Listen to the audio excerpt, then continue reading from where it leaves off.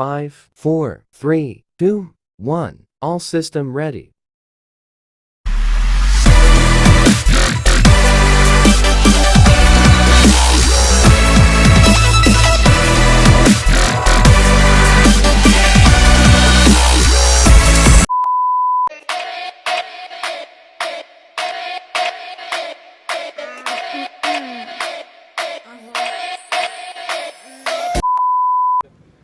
Assalamualaikum warahmatullahi wabarakatuh. Kami dari kelompok 6 Bank Lembaga Keuangan akan mendiskusikan materi dari Bank Lembaga Keuangan tentang perkembangan perbankan syariah di Indonesia. Untuk itu, mari disimak bersama-sama.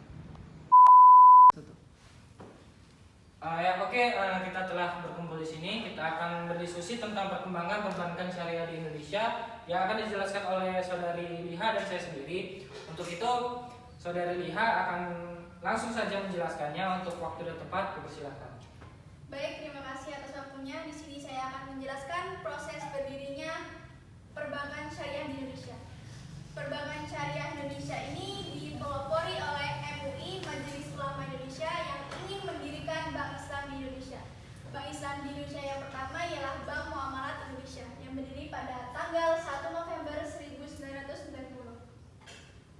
Nah, terus perkembangan syariah ini bertujuan untuk memelihara serta mengembangkan jasa serta produk perbankan berdasarkan syariah. Bank syariah di Indonesia secara konsisten telah menunjukkan perkembangannya dari waktu ke waktu. Karena pada saat negara ini krisis, Bank Syariah Indonesia lah yang tetap berdiri dengan kokoh dan tegak. Sehingga dengan melihat perkembangannya, Bank Syariah telah menjadi solusi dan memperlihatkan kuantitas pencapaiannya yang sungguh membanggakan dan mengalami peningkatan dengan jumlah yang besar. Secara umum, tujuan perbankan syariah ini ialah untuk mempercepat dan mendorong kemajuan ekonomi masyarakat dengan berdasarkan syariah. Dengan melalui kegiatan perbankan, finansial, komersial, investasi yang sesuai dengan kaidah Islam. Mungkin itu yang bisa saya sampaikan. Saya kembalikan kepada moderator. Langsung aja saya lanjutkan. Tadi kan sudah dijelaskan tentang Bank Islam di Indonesia. Maka dari itu ada juga di Indonesia ini juga tentang lembaga keuangan. Karena lembaga keuangan ini adalah sebuah badan usaha yang kegiatannya juga di bidang keuangan syariah, dan kegiatannya ini menjelaskan tentang aset yang berupa keuangan maupun non keuangan. Di lembaga keuangan ini juga ada asuransi, pembiayaan investasi, dan kegiatan menabung dan lain-lainnya. Serta di lembaga keuangan ini juga banyak yang berstatus bank syariah, dan bank syariah ini yang menjalankan dan melaksanakan usaha-usaha berdasarkan prinsip-prinsip yang telah ada di kaidah syariah tersebut tadi yang sudah dijelaskan. Untuk itu juga tentang gadai syariah, yang mana di dalam lembaga keuangan syariah juga ada namanya gadai syariah. Nah, gadai syariah ini tadi hampir yang ada di dalam finansial komersial itu di unit usaha, contohnya seperti PT Pegadaian di Persero yang ada di Indonesia ini, tentang keuangan berbasis syariat Islam.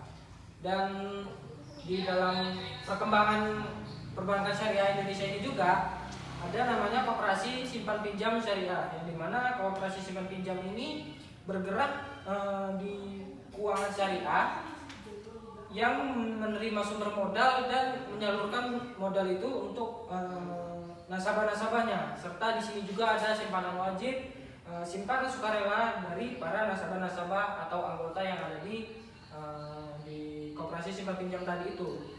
Dimanapun penjelasannya, di sini juga ada namanya simpanan pokok, yang dimana simpanan pokok ini disebut adalah simpanan yang dibayarkan sekali selama satu kali, dijelaskan tadi, mohon maaf, dan satu kali itu untuk sekali anggota. Jadi satu anggota itu cuma sekali bayar untuk simpanan dari simpanan pokok ini. Selanjutnya tentang simpanan wajib, yang dimana simpanan wajib ini harus dibayar oleh calon anggota atau calon nasabah dalam koperasinya dalam waktu yang sudah ditentukan dari koperasinya tersebut. Yang terakhir ada namanya simpan sukarela, di mana ada iuran yang dibayarkan oleh anggota sesuai dengan waktu yang ditentukan setiap bulan atau setiap minggunya yang biasa diberikan kepada koperasi atau dijelaskan oleh koperasinya untuk pembayaran dari simpan sukarela tersebut.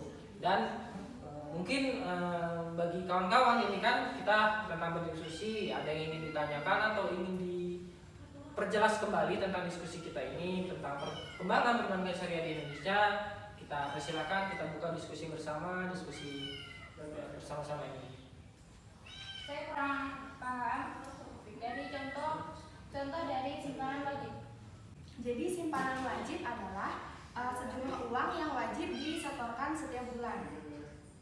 Lalu besarnya simpanan wajib ini sebesar Rp25.000 per anggotanya atau per bulan. Terus balas jasa simpanan wajib itu diberikan pada akhir tahun buku setelah rapat anggota tahunan.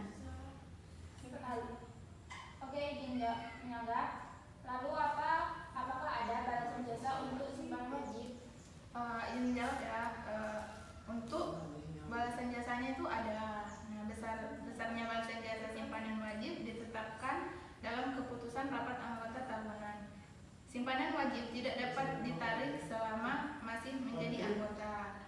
Nah, selanjutnya simpanan wajib ini yang belum lunas dapat ditarik dari simpanan pangari pada akhir tahun. Begitu mungkin sudah. Cukup, oke, sudah mengerti ya, sudah dipahami. Mungkin menjadi pengetahuan untuk kita karena sudah menjawab atau mempertanyakan tentang diskusi ini tadi. Gimana, ada kawan-kawan lagi yang ingin mempertanyakan tentang pembuka diskusi? Mari kita lakukan lagi. Baik, di sini saya kurang paham. Di Indonesia sendiri kan masih minim tuh dalam penggunaan bank syariah. Apa yang menjadi hambatan dalam perkembangan perbankan syariah di Indonesia? Oke, pertanyaannya tadi tentang diskusinya cukup menarik, dan gimana untuk kawan-kawan, ada yang ingin menjawab? Silakan. Menjawab. Jadi perlambatan pertumbuhan perbankan syariah sudah mulai terasa pada tahun 2013 hingga 2015. Secara umum, perlambatan dapat dilihat dari sisi eksternal dan internal. Secara eksternal, perlambatan terjadi karena disebabkan oleh kondisi ekonomi di mana terjadi perlambatan dalam pertumbuhan ekonomi di dunia termasuk Indonesia. Hal ini menyebabkan nilai tukar rupiah melemah terhadap US dollar, turunnya IHSG, dan turunnya daya beli masyarakat. Nah, kondisi makroekonomi ini berpengaruh terhadap kinerja industri perbankan syariah yang mengalami perlambatan dari sisi aset dan liabilitas. Gimana? Oke, cukup menarik. Apakah akan disanggah lagi untuk kawan kita? Apa ada penyanggahan lagi? Oke, baik. Lalu ada tidak pendapat dari pakar ekonomi itu tersendiri? Ya, ada yang ingin dijawab tentang sanggahnya? Silakan. Oke, izin menjawab. Ada oleh Hasan dan Fidi. Di tahun 2010 ia menyatakan bahwa dalam kondisi ekonomi yang menurun, perbankan syariah itu harus menghadapi tantangan sisi likuiditas atau efisien bank. Likuiditas terkait jumlah penyaluran pembiayaan atau DPK yang dihimpun oleh bank syariah. Sedangkan efisien itu terikat biaya modal akan sumber dana yang relatif tinggi dan meningkatnya overhead cost bank. Oke, terima kasih, tadi sanggahnya udah dijawab. Tadi untuk kawan kita, apakah sudah paham? Oke, baik, terima kasih. Oke, terima kasih. Mungkin sedikit diskusi kita kali ini dan tentang perkembangan perbankan syariah di Indonesia yang sudah kita jelaskan, dan telah selesai juga diskusi yang telah kita lakukan.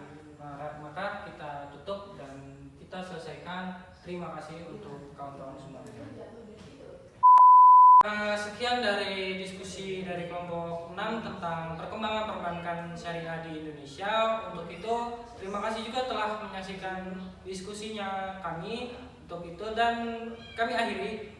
Wassalamualaikum warahmatullahi wabarakatuh.